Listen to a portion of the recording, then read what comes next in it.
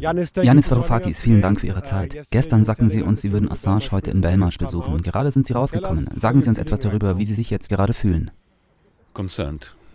Besorgt. Die Verfolgung von Julian Assange geht weiter. Die Umstände, unter denen er dort festgehalten wird, sind ein Affront gegen die Zivilisation. Er verbringt 22 Stunden, manchmal auch mehr, in einer Zelle allein, unter sensorischer Deprivation, ohne menschlichen Kontakt. An guten Tagen hat er 30 Minuten Zeit, um in einen Hof zu gehen, wo er an einem guten Tag 30 Minuten lang ein wenig vom Himmel sehen kann. Heute darf er das nicht. Warum? Weil er heute 2 Stunden mit mir und mit seinem Vater bekommen hat. Es ist erstaunlich, dass es einen solchen Kompromiss geben muss. Wenn er seinen Vater sieht, kann er nicht eine halbe Stunde an der frischen Luft laufen. Ausgerechnet heute, wo morgen die Anhörungen beginnen, die Gerichtsverhandlungen. Heute, als er sich sammeln wollte, 24 Stunden vor Beginn der Anhörungen, beschlossen sie, seine Zelle zu durchsuchen. Eine lange, kunstvolle, offensive Durchsuchung seiner Zelle. Nach was?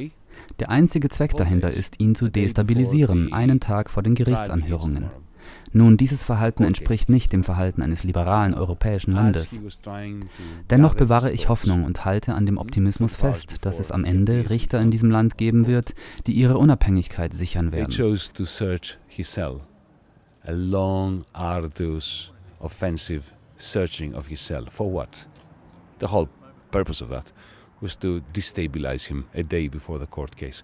Now, this is not behavior that befits a liberal European country. Still, I maintain hope, and I cling on to the optimism that in the end there will be judges in this country that will assert their independence. I take heart from the fact that Jeremy Ich nehme mir die Tatsache zu Herzen, dass Jeremy Corbyn, der Führer der Opposition, diese Frage während der Fragestunde des Premierministers im Unterhaus gestellt hat, die insofern vage und gut war, als sie die Geschehnisse hier aufdeckte. Und ich bin noch immer ermutigter dadurch, dass Boris Johnson, der Premierminister, eine gute Antwort gegeben hat. Eine Antwort, die sich nicht auf die nationale Sicherheit oder auf die vorgetäuschten Anschuldigungen gegen Julian berief, sondern den Kern der Sache betraf, nämlich die bürgerlichen Freiheiten. Es besteht also Hoffnung. Und ich hoffe, dass letztendlich Gerechtigkeit über das triumphieren wird, was da drinnen geschieht. But he spoke to the heart of the matter about civil liberties. So there is hope. And I do hope that in the end, what's happening there is going to be extinguished by the triumph of justice. And finally, if I may add another comment. I feel very sad. Und schließlich, wenn ich noch eine weitere Bemerkung hinzufügen darf, bin ich sehr traurig darüber, was dieses System den Gefängniswärtern dort drinnen antut. Denn das sind Arbeiter, sie sind Beamte. Wie fühlen Sie sich als Teil eines Systems, das einen wunderbaren Menschen wie Julian Assange quält? Wenn man an die Gefängniswärter von Nelson Mandela denkt, an all die Kämpfer für Freiheit und Pressefreiheit und für all die Rechte, die wir heute haben, ihr Leben wurde besudelt, indem sie von ihren Vorgesetzten gezwungen wurden, Teil eines Verbrechens zu sein gegen Menschen, die für uns alle gekämpft haben.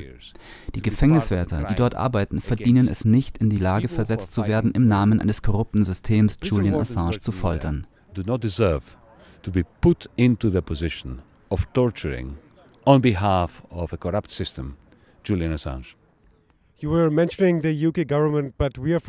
haben die britische Regierung erwähnt, aber wir sind aus Deutschland. Unsere Regierung hat den Bericht von Nils Melzer weder eindeutig aberkannt noch anerkannt. Sie haben ja auch Ihre Erfahrungen gesammelt mit der deutschen Regierung als ehemaliger Finanzminister von Griechenland. Wie beurteilen Sie den Umgang der deutschen Regierung mit dem Bericht von Nils Melzer zur Folter von Assange? My message to the German government is: Meine Botschaft an die deutsche Regierung lautet, Sie wissen, dass Sie von der NSA abgehört werden. Sie wissen, dass Angela Merkels Telefon von den Vereinigten Staaten abgehört wurde. Sie wissen, dass es Donald Trump und seine Regierung um den nationalen Sicherheitsapparat darum geht, uns Europäer zu spalten. Uns zu spalten und über uns zu herrschen. Es ist an der Zeit, dass Sie den Fall von Julian Assange als eine goldene Gelegenheit betrachten, den europäischen Stolz auf unsere liberal-demokratischen Traditionen zu bekräftigen. European pride in our liberal democratic traditions. I'm very impressed by the change of tide in Germany. Ich bin sehr beeindruckt von dem Wandel in Deutschland. Die Politiker in Deutschland, selbst die Christdemokraten, die Sozialdemokraten, wie unterschiedlich wir auch sein mögen, scheinen begriffen zu haben, wie wichtig es ist, Stellung zu beziehen. Deshalb möchte ich Sie loben. Ich möchte den deutschen Parlamentariern von allen Seiten des Bundestags ein Lob aussprechen, dass sie daran beteiligt waren. Die deutsche Regierung sollte einen ersten eigenen Schritt in eine Richtung unternehmen, die den Interessen der europäischen Bürgerfreiheit dient. Eine letzte Frage. Wir wollen unseren Zuschauern auch Lösungsansätze vermitteln. Als ehemaliger Finanzminister von Griechenland haben Sie miterlebt, wie europäische Demokratie zerfällt, declining. Dies ist vermutlich ein weiteres Beispiel dafür. Was ist also Ihre Vision für die Zukunft der Demokratie in Europa? Und was tut DiEM25, um Julian Assange zu unterstützen? Nun, DiEM25 hat Julian Assange an vorderster Front unterstützt. Als wir im Februar 2016 in Berlin eingeweiht wurden, haben wir uns für die Unterstützung von Julian Assange eingesetzt. Er war dort auf dem Bildschirm der ecuadorianischen Botschaft zu sehen. Er ist ein Teil von uns und wir sind ein Teil von ihm. Zur Demokratie in Europa? Nun, das ist eine sehr große Frage, nicht wahr?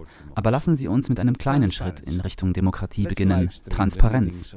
Lassen Sie uns fordern, dass die Sitzungen der EU-Räte live mitverfolgt werden können, dass Protokolle der Sitzungen erstellt werden. Es ist ein kleiner Schritt, aber es ist außerordentlich radikal. Yanis Varoufakis, es ist stets eine Freude, mit Ihnen zu sprechen.